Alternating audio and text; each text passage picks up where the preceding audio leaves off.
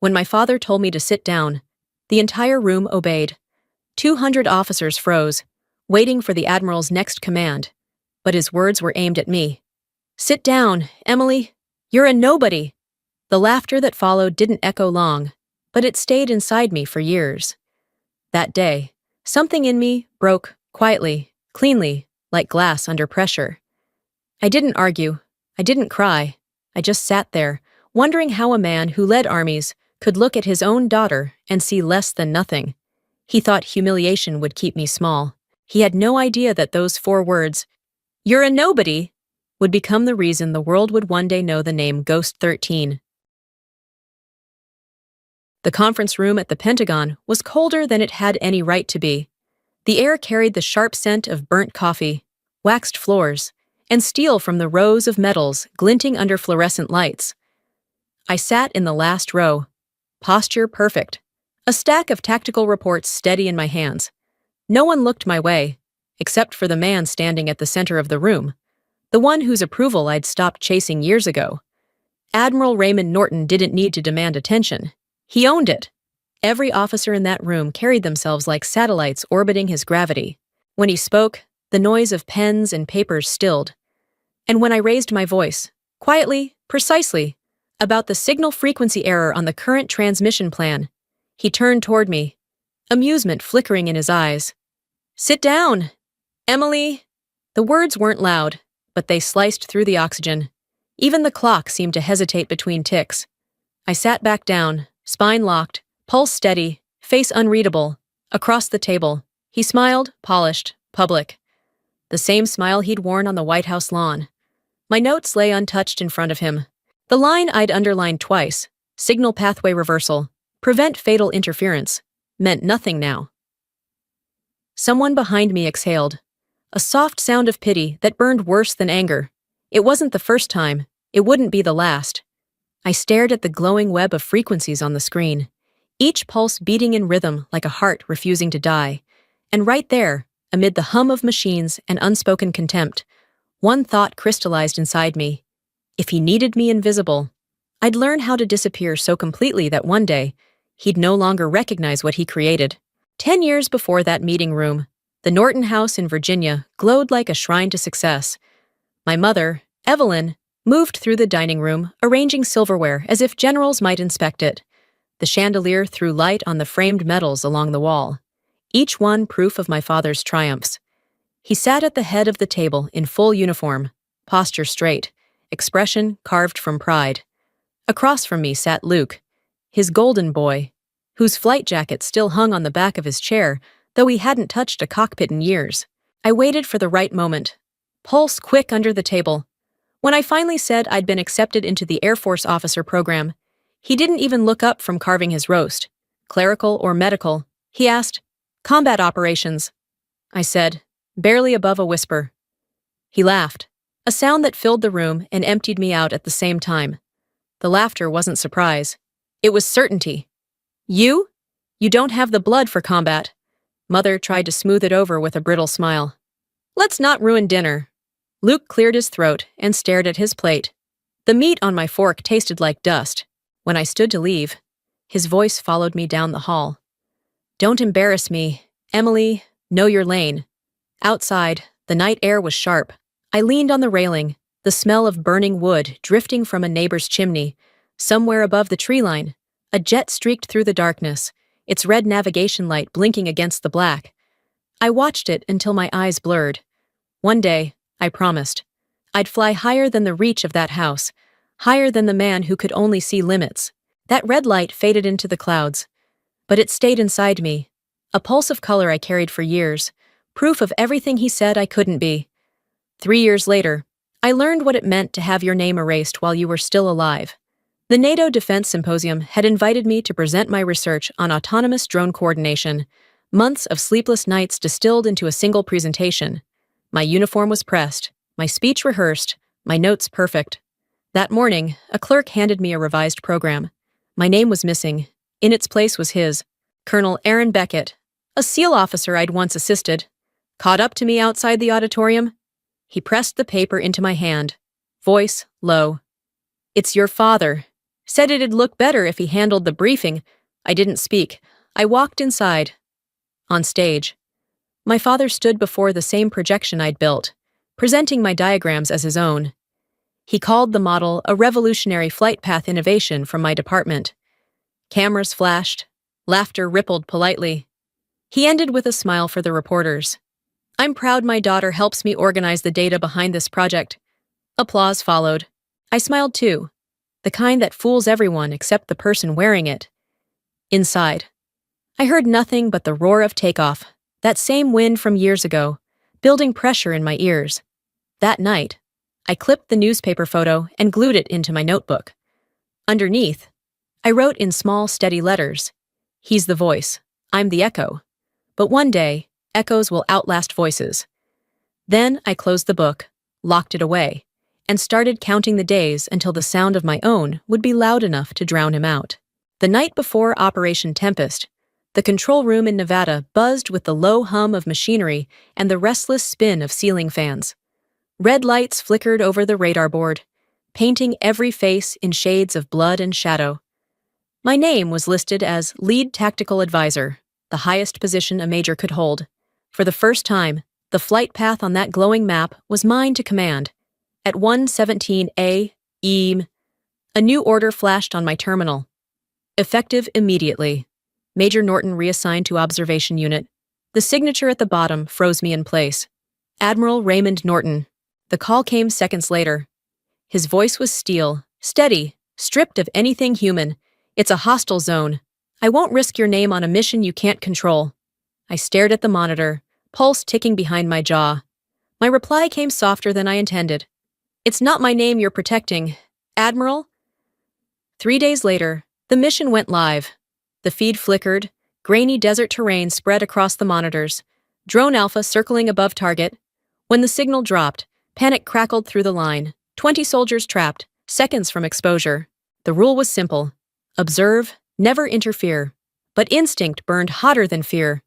I opened a hidden channel I'd coded months earlier, keyed in an override, and redirected the drone manually through a back frequency no one else even knew existed. The unit survived. Every man returned home. The next morning, Washington lit up with headlines. Decisive leadership of Admiral Raymond Norton saves U.S. forces. I watched him on screen, shaking hands with the president, smiling like he'd just won a game he didn't play. He stole my mission and called it leadership. By midnight, an official reprimand hit my inbox. Unauthorized action. Subject under internal review. Recommendation, reassignment. I didn't cry. I opened the window and let the desert wind cut through the silence. Fine. If they wanted me quiet, I'd become silence itself. A week later, Colonel Aaron Beckett appeared in the office where I was boxing up my things. He had been on the ground during Tempest, the voice I'd saved through static and distance. He set a sealed envelope stamped with the CIA crest on my desk. They're calling it the Talon Program, he said. Black-level intel. No names, only call signs. They asked for you. Inside, one sheet of paper waited, 4 lines that would rewrite everything I was. Classified. Talon Division, status. Recruitment initiated clearance level. TSSCI L5. Designation, pending. Code name to be assigned. Why me? I asked. Because someone up there read your file and said, she does the job, even when no one's watching. I looked around that tiny office. Every plaque on the wall, every framed commendation carried my father's name, none of them mine. The decision wasn't difficult. I signed. A week later, I arrived at a base hidden in the Nevada desert. No signage, no uniforms, just wind, heat, and silence. The instructor handed me a metal tag and said, "From now on, you're what we call a ghost. You exist only where clearance allows, nowhere else." The tag caught the light as he placed it around my neck.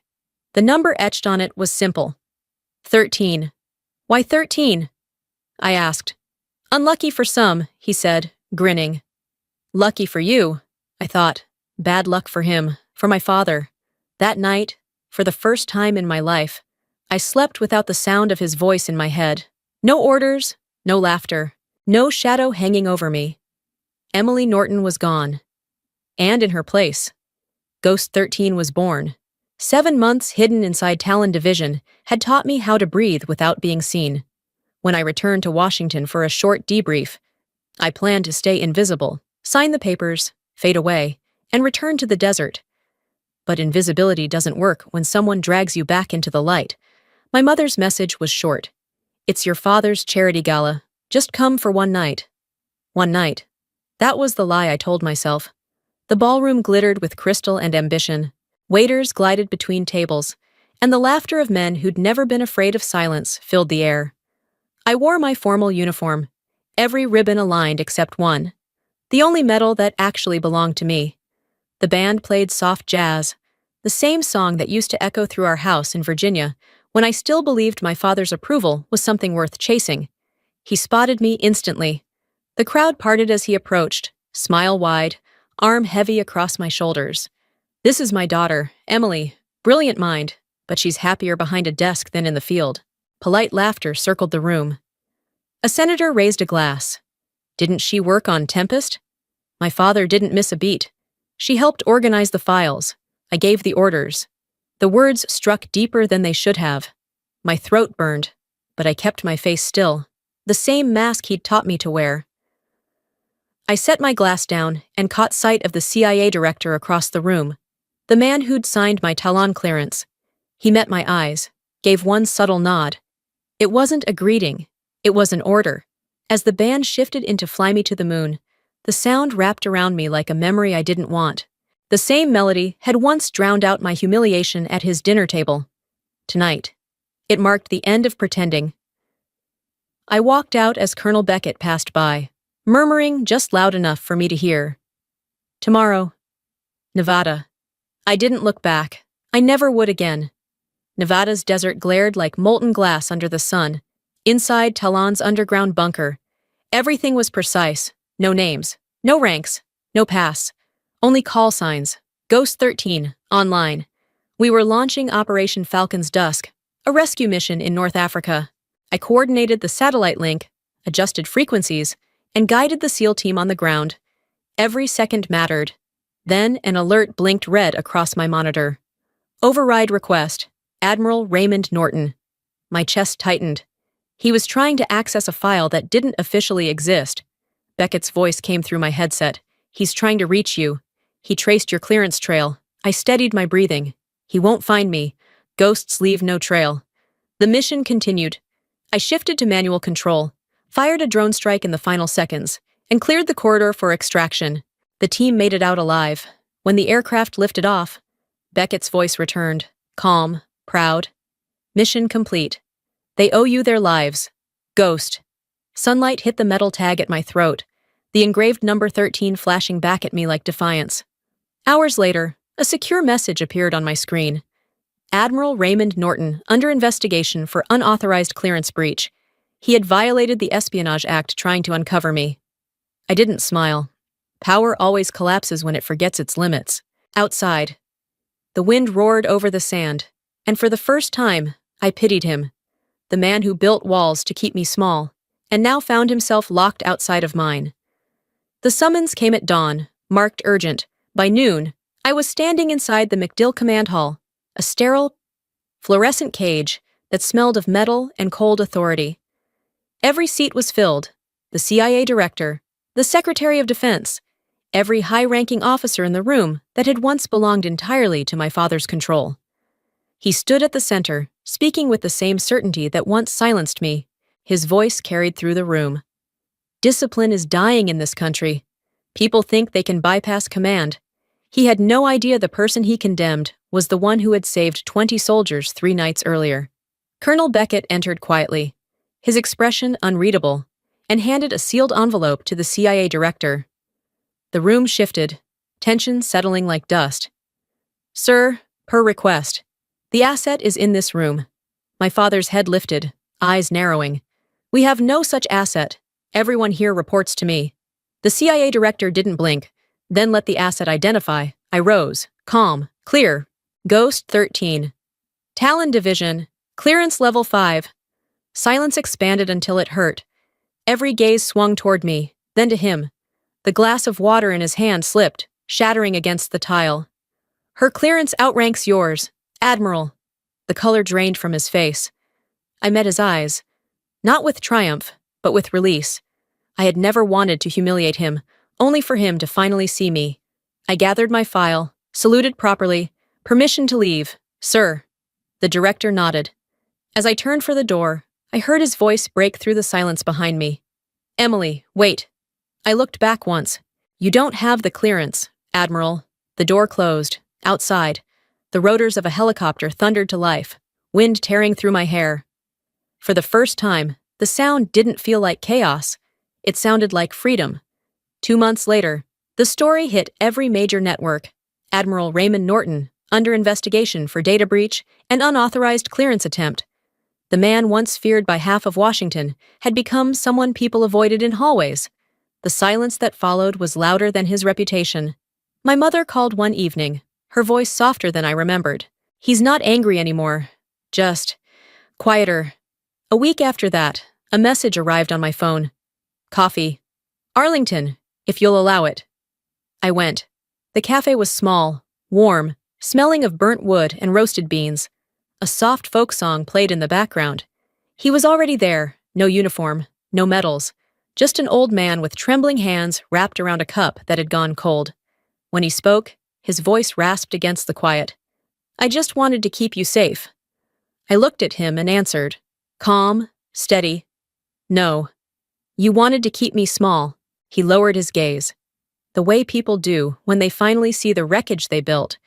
The silence between us felt almost clean. I don't need you to be proud of me, I said. I just need you to respect me. For a moment, nothing moved but the spoon tapping gently against the cup. Then he nodded. You earned it. I smiled, not out of victory, but because it was the first honest thing he'd ever said to me. We sat there like two people stripped of titles, no ranks left to hide behind. When I stood to leave, he murmured, they took my clearance. Feels strange, being on the outside. I turned back, met his eyes, and said quietly, welcome to where I've lived my whole life. He laughed, and I did too. A tired, human sound. No forgiveness, no apology, just understanding. And that was enough. 10 years later, the Nevada sun burned gold across the airfield, the light catching on rows of flags that rippled against the desert wind. I stood on the platform in full dress uniform, facing 200 soldiers whose silence carried more weight than applause ever could. The announcer called my name, the new rank echoing through the speakers. Lieutenant Colonel Emily Norton. I stepped forward and spoke into the microphone, the heat pressing against my skin. Some of us were told we were too small, too quiet, too invisible. But sometimes, ghosts build the future because they don't wait for permission to exist. The crowd didn't move, didn't breathe, just listened. It wasn't a moment of triumph. It was recognition, long overdue. Colonel Beckett, now retired, approached with the new insignia in his shaking hands. His voice carried warmth that age hadn't dimmed. You were never a ghost to us. When he pinned the silver on my shoulder, I caught sight of the first row. My father sat there, hair white, posture humble, a simple suit replacing the armor of his rank. For the first time, his smile wasn't polished, it was human. After the ceremony, he walked toward me, slower now, softer. You wear it better than I ever did. I held his gaze, the desert light reflecting in his eyes. You finally said something true. He nodded once, no speeches, no apologies, just peace. As I left the platform, the sound of F-35s split the sky above, the same red light blinking that I'd watched so many years ago. I tilted my face toward the sun, felt the heat and the wind, and thought, he gave me his name, but I rewrote what it means. I was never a nobody. I was Ghost 13, and I was Emily Norton.